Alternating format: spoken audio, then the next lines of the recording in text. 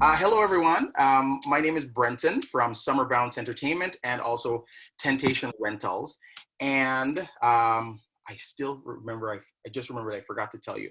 In our company, Aaron does our media. So anything video, graphics, those kinds of things, that's what Aaron does. You can't see him, but he's one of the Kristas. And then the other Krista, the real Krista, she's our social media coordinator. So if any of you guys do follow us on Facebook or Instagram, you'll probably notice that it's quite active. And so she's the one that makes sure that stays in tip-top shape, especially because now people are spending a lot more time online. So I'm going to share my screen with you, and I put together a bit of a presentation. If you have pen and paper, I highly recommend snapping some notes, but afterwards too, you're welcome to get a recording. So if everybody's good, give me a thumbs up so I can see. Everybody's good, good, good, perfect, awesome. Eddie, I can't see you, but I'm assuming you're giving me a thumbs up. All right, so I'm going to share my screen with you guys real quick. And to, thanks, Eddie. And to answer Pretty's question, if you're looking at my background, you're probably seeing the game shows live on Facebook Live. So every night, our company runs a nightly game show and trivia show on Facebook on our Summer Bounce Entertainment page. We probably get about 3,000 hits per day on there. And it's a 1-hour show. We are very entertaining and engaging with those who are playing, and just a 1-hour escape. Right? And I'll tell you what that escape is for shortly. So I'm going to dive right in, and here we go. So everyone, we're going to talk about creating digital events, and digital events are different than webinars. We use the same platforms, but the end result is different, and the process is different in how it happens. So our companies, we have Summer Bounce Entertainment, and there's actually 2 companies under the umbrella, but Summer Bounce Entertainment, we do interactive DJ, MC services. If you've ever been to one of the chamber events where we played games, that's where we were, or we're DJing, and we just help companies create epic parties, really, right? Everybody getting involved, hyping it up. But as you can tell, there's a lot of people a lot closer than 6 feet apart from each other. And then Temptation Rentals, that's the other half of our business, and we provide the event tent, and we rent everything else that goes along with it. So tables, chairs, the whole bit. So as you probably are wondering what these 2 businesses have in common, we're hospitality based. We are in the business of people gathering together, right? So with COVID-19, then all of a sudden now, everything is different, right? Business operations is literally 100% stopped from the outside. You know, people can be too close to each other, or you're not allowed to go into overcrowded places. So for us, basically it's illegal for me to work my usual work, or for any of my team members, and there's about 17 of us, to actually do our work, right? So now what? Now what? That's kind of what we're thinking. But then I realized that we're not alone, right? There are a lot of other businesses that are facing similar situations or even worse. And so when I took a closer look at it, I realized what the problem was.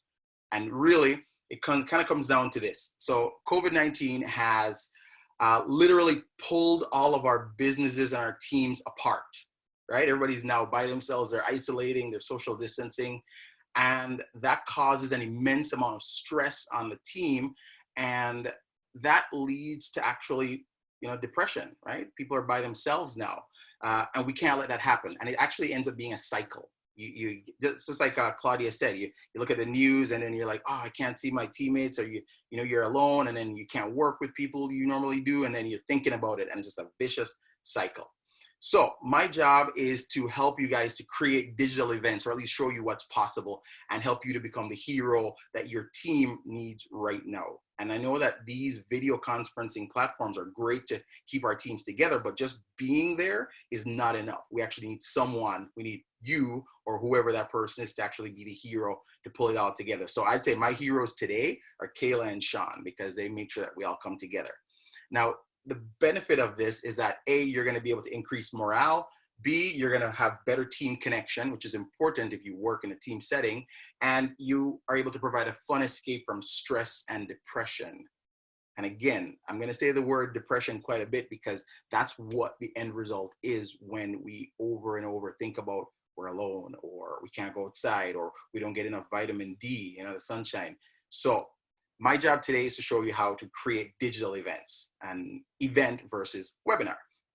So there's three ways. A, you got to organize the fun. B, you got to customize the fun. And C, or three, you got to share the fun. And by the fun, I mean the event, right? So I'll show you what to consider as you line up all the elements to make your digital party or your event really successful and lay out the timeline. I'll show you how to get staff buy-in or other people to buy in. And it's not just staff. So Pretty asked about connecting with other people. This is a perfect opportunity for that as well. But you need buy-in because everybody's in their own home. They don't have to do anything. They close the laptop and boom, that's it, right? And number three is I'm going to give you some ideas on how to get and keep people involved. So part number one is you got to organize the fun, right? So approximately an hour is a good amount of time for like solid concentration in a webinar. A little bit more, give or take about 15 minutes, but you do want to switch it up every 15 minutes so something different's happening and it doesn't drag on. And a way to get people to buy into it is you can create themes around your digital event. So, we can all dress up. Pretty said we should have a COVID-19 attire party afterwards. Well, you don't have to wait for that, right? We can have parties where it's Caribbean theme today and tomorrow's Mexican theme and the day after that is St. Patty's. You can get your team to send in suggestions so they're involved. They got to buy in there. You can involve pictures that people send in advance and we show them on the screen. You can have challenges. Challenges are the big thing on Instagram and on TikTok right now. So you can create challenges for your teammate to have fun. You can do things like group workouts or yoga, right? Fitness. And you definitely want to make sure that in organizing it, you line it up with enough time. So I am having a staff event next Tuesday. So yesterday was the first I told my staff about it. So now 7 days out, reminder. 3 days out, reminder. 1 day out, reminder. 1 hour before, reminder. And I don't mean pick up the phone and call them, but an email reminder. You can automate it. And if you have questions about that, we can talk later. I think my friend there with the sales, you should know about the automation as well. And you can do text message reminders at like 15 minutes before so that people know, boom, we can jump in. Right? So organizing the fun is really important so that it actually happens in a way that people can consume it. And then the second part is customizing the fun. So it has to be specific to your organization, to your staff, or else why would we care, right? Now there's a way to gamify different things in the company or in the group that other people need to learn. And so you're adding a little bit of fun to it, a little bit of a break or a distraction from the usual way we consume work. That adds to the memorability of it. You can collect information, so you can do polls. For example, if I were to ask a poll in the chat today, how do you think virtual events or digital events will impact your company? It could be A, it'll be a customer service event. B, it could be a staff event for morale. Or C, it could be not at all. But you can use that poll and poll your team to see what they need or what they don't need, right? If you're doing a digital event, you can have, the pre-party, just like how you show up to the actual live chamber events and there's always music going in the background. We're playing it. Well, you can throw on some music on a Zoom call and people start to vibe with it. And then that's going to help to engage people and move them through the whole digital event. Now, an idea or a couple ideas, if you want to write it down, would be you can have a bit of a slideshow online with your staff in the background so that people are watching like, oh, here's my picture. Oh, there's a work picture. And it's constantly changing. So it keeps everybody's attention, right? Everybody loves to look at pictures of themselves. You can have pictures of your office, maybe call it a throwback Thursday because now we are no longer in the office and then people can use that for some trivia. Maybe an area of your office or your warehouse that is highly trafficked or it's a very seldom visited area so people can try and guess that. And with those individuals being at home, you can help them to bring their household into the game or into the activity as well. Involve their family or their pets, right? Because this is their lives now. So customizing the fun to fit those who you're speaking to is very, very, very important if you want engagement.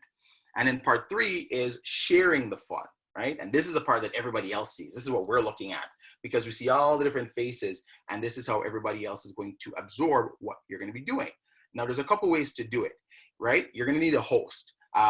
Aaron, the other Krista, that's him on the left, me on the right. Why I put our photographs there is because you don't necessarily want the host to be you. It could be, but it doesn't have to be, right?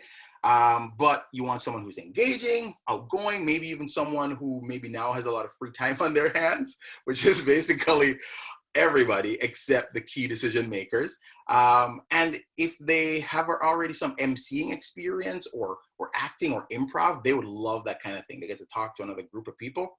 They love it, right? You're going to need no, maybe like 2 or 3 good moderators. So today, our moderators would be Kayla and Sean because they're watching the chat, responding to comments quickly while the presenter doesn't have to stop what they're doing. And that person needs to be versed in Zoom or whatever the other preferred video conferencing app is, because there's quite a few out there. Zoom is my favorite. It's easy to use. And then you're also going to need good presentation. So what I'm showing to you now, you're going to need something, whether it be, a keynote, or if you're going to tell them, hey, we're going to do this pen and paper, or we're going to do it in a chat, or we're going to use Keynote or PowerPoint, right? You want something that looks good, visually appealing.